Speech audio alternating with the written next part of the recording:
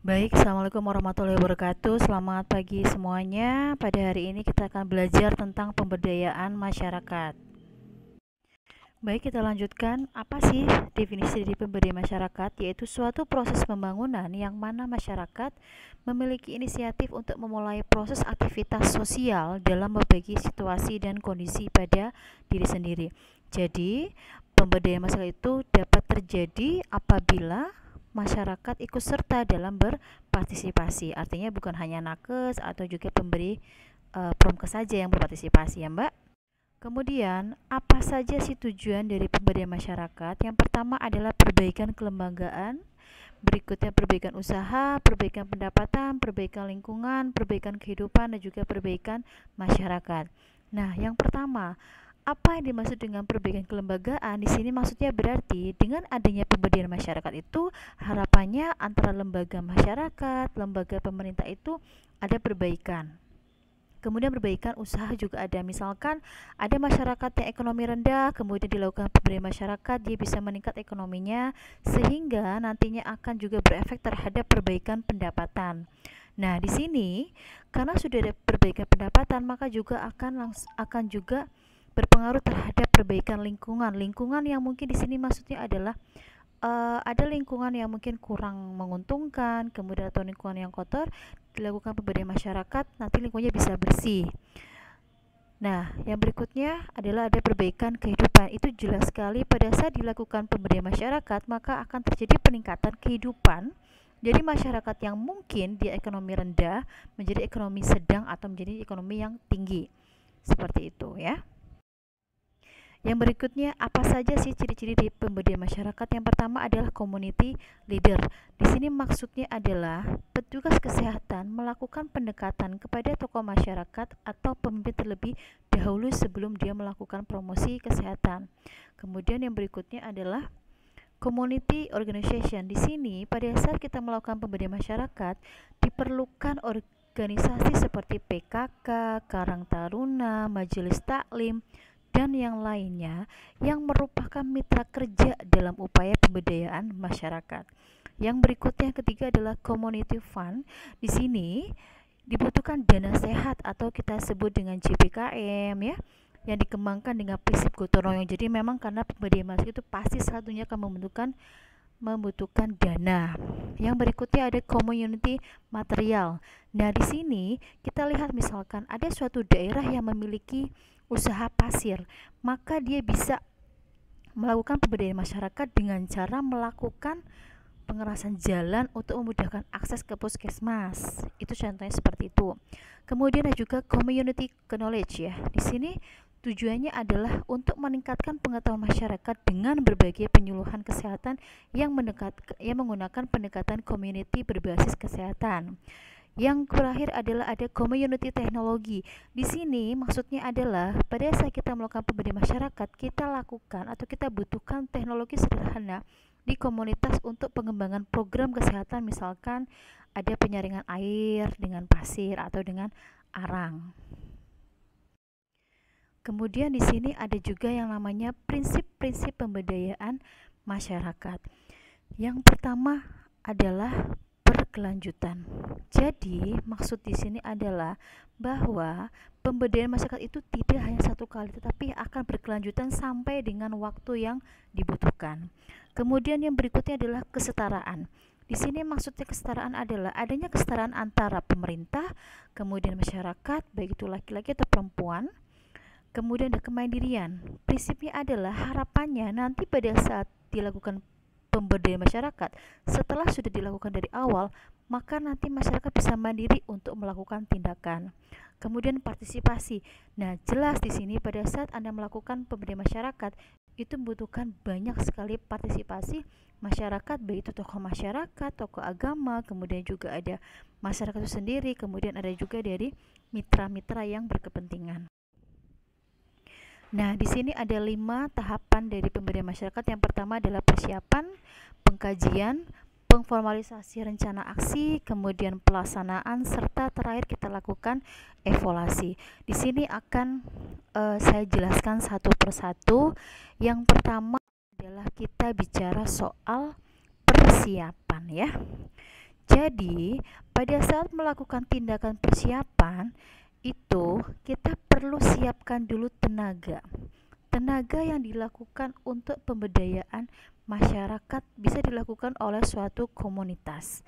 Kemudian, ada juga yang namanya penyiapan lapangan, ya. Jadi kita siapkan dulu lapangannya atau tempatnya untuk dilakukan pemberdayaan masyarakat. Yang berikutnya adalah tahap pengkajian. Dalam tahap ini, Anda perlu melakukan proses pengkajian yang bisa dilakukan secara individu melalui kelompok-kelompok yang ada di masyarakat. Misalkan Anda akan melakukan pengkajian pada kelompok lansia, kemudian pada kelompok balita, atau juga pada kelompok-kelompok karang taruna. Nah, dalam hal ini Anda wajib melakukan identifikasi masalah yang dirasakan oleh masyarakat, kemudian apa saja sumber daya yang dimiliki oleh klien atau masyarakat yang akan Anda lakukan pemberdayaan masyarakat. Itu dalam proses pengkajian. Jadi di sini Anda harus jeli apa saja yang harus dikaji, apa saja yang dimiliki oleh masyarakat kita. Yang berikutnya, pada saat tahap perencanaan alternatif program, di sini Anda harus mencoba untuk mengikutkan warga untuk berpikir masalah apa yang sedang mereka hadapi dan bagaimana cara menghadapinya. Jadi di sini Anda mencoba membawa masyarakat untuk bisa berpikir sehingga dia bisa berperan aktif untuk memecahkan masalah apa yang ada di masyarakatnya. Jadi yang berpikir bukan hanya yang melakukan program saja, tetapi semuanya, harapannya seperti itu. Tahap berikutnya adalah tahapan performalisasi rencana aksi. Dalam tahap ini, harapannya adalah petugas bisa membantu untuk formalisasi. Jadi kita membuat untuk supaya mungkin masyarakatnya itu kan tidak bisa bikin proposal, kita bisa bantu dengan pembuatan proposal proposal supaya masyarakat itu bisa mendapatkan dana. Kita bantu untuk komunikasi dengan para penyandang dana seperti itu. Kemudian berikutnya adalah ada tahap pelaksanaan. Jadi harapannya pada saat proses pelaksanaan itu kita harus ikut serta dan juga masyarakat harus berperan aktif sehingga bisa melakukan program yang sudah direncanakan. Nah, dalam hal ini penting sekali dilakukan kerjasama antara petugas dan masyarakat. Jadi supaya perencanaan yang sudah disusun sedemikian rupa tidak melenceng ketika berada di lapangan. Artinya, kita sebagai petugas harus selalu mendampingi masyarakat dalam melakukan tindakannya atau program yang sudah direncanakan. Kemudian yang terakhir adalah tahap evaluasi. Nah, pada saat kita melakukan tahap evaluasi ini, memang adanya proses pengawasan dari masyarakat dan petugas itu sendiri. Kemudian dengan terlibatnya warga diharapkan bisa membentuk suatu sistem komunikasi sehingga apabila ada kendala bisa dikomunikasikan dan juga bisa dipenuhi atau bisa dicari jalan keluarnya apabila ada masalah. Kemudian yang berikutnya adalah tahap terminasi. Pada tahap ini dilakukan tahapan pemutusan hubungan dengan formal. Jadi berarti pada saat sudah dilaksanakan proyek sudah selesai, kemudian Anda harus tidak selalu di situ tapi harus selalu setelah itu ditinggal masyarakatnya setelah proyek berhenti. Jadi Anda tidak perlu untuk menemani sampai dengan waktu yang tidak ditentukan. Nah, berikutnya adalah tentang proses pemberdayaan masyarakat. Jadi, di dalam proses pemberdayaan masyarakat ini harapannya kita menekankan masyarakat untuk lebih berdaya. Kemudian pada proses ini harapannya masyarakat bisa distimulasi didorong, dan juga sehingga dia punya motivasi untuk mempunyai kemampuan di dalam uh, memberikan program, melaksanakan program apa yang sudah kita rencanakan, seperti itu. Nah, apa saja sih indikator hasil dari pemberdayaan masyarakat?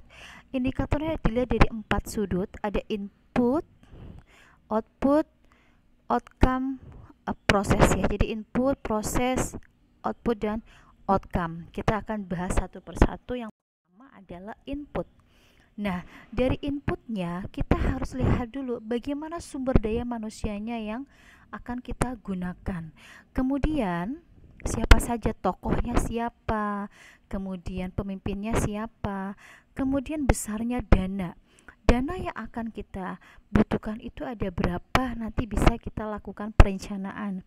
Kemudian bahan-bahan, kira-kira bahan-bahan apa yang diperlukan pada saat Anda melakukan pemberdayaan masyarakat tersebut. Kemudian dari proses, pada saat kita melihat indikator proses, itu perlu Anda lihat berapa jumlah penyuluhan kesehatan yang akan Anda laksanakan. Bisa misalkan dalam 1 minggu 1 atau 2 kali, kemudian frekuensinya berapa kali, jenisnya bagaimana, apakah ada pelatihan yang akan Anda laksanakan pada saat pemberdayaan masyarakat. Misalkan pelatihan senam hamil, pelatihan pembuatan MPASI, atau pelatihan pembuatan jamban.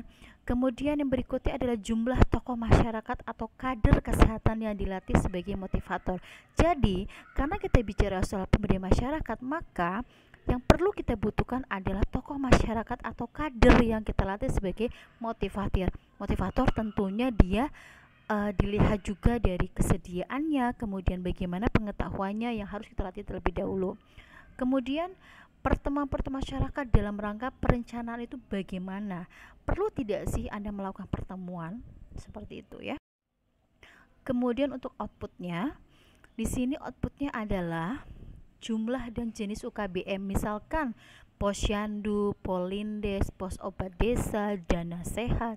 Kemudian jumlah orang atau anggota masyarakat yang meningkat itu ada berapa? Terus jumlah anggota keluarga yang mempunyai usaha itu ada berapa? Kemudian kira-kira fasilitas umum itu yang meningkat di masyarakat ada berapa? Nah, outcome yang dibutuhkan pada saat ini adalah kita harus melihat atau target kita adalah menurunnya angka kesakitan dalam masyarakat, menurunnya angka kematian umum dalam masyarakat, menurunnya angka kelahiran dalam masyarakat, dan harapannya meningkatnya status gizi anak balita dalam masyarakat. Itu outcome-nya. Di sini ada beberapa contoh pemberdayaan masyarakat yang bisa kita lihat.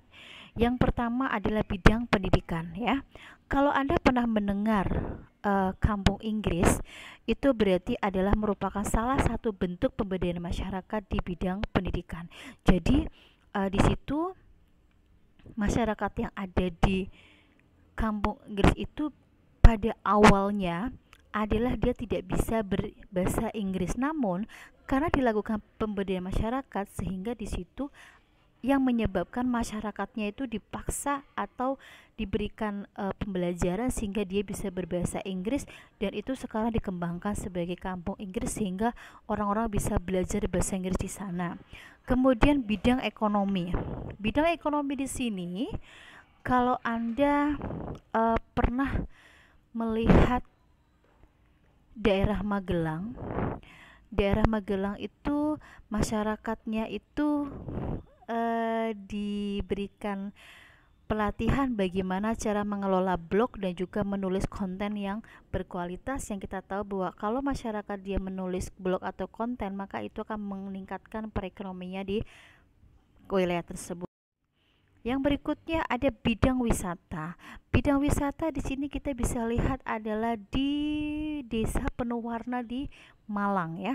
Jadi memang desa ini itu dibangun sehingga dia itu dijadikan tempat untuk yang indah untuk selfie yang pasti akan menambah pemasukan daerah tersebut. Kemudian di bidang agama kita lihat di sini banyak sekali pondok-pondok pesantren yang dibangun. Itu adalah merupakan salah satu pemberdayaan masyarakat di bidang agama. Yang berikutnya bidang kesehatan. Di bidang kesehatan kita bisa melihat adanya bank sampah. Nah, bank sampah tersebut merupakan salah satu upaya pemberdayaan masyarakat di mana di sini adalah pada saat ada bank sampah, maka sampahnya bisa diolah menjadi bahan-bahan yang bisa dipakai untuk masyarakat seperti itu. Kemudian bidang budaya. Bidang budaya itu misalkan adalah sebagai contoh adanya tari jerami di daerah Jawa Tengah yang terletak di kota Surabaya yang menyebabkan banyak sekali wisatawan yang datang di tempat tersebut seperti itu. Baik, untuk materi pada hari ini sudah selesai. Apabila ada pertanyaan maka kita bisa diskusikan di forum. Terima kasih, selamat belajar. Assalamualaikum warahmatullahi wabarakatuh.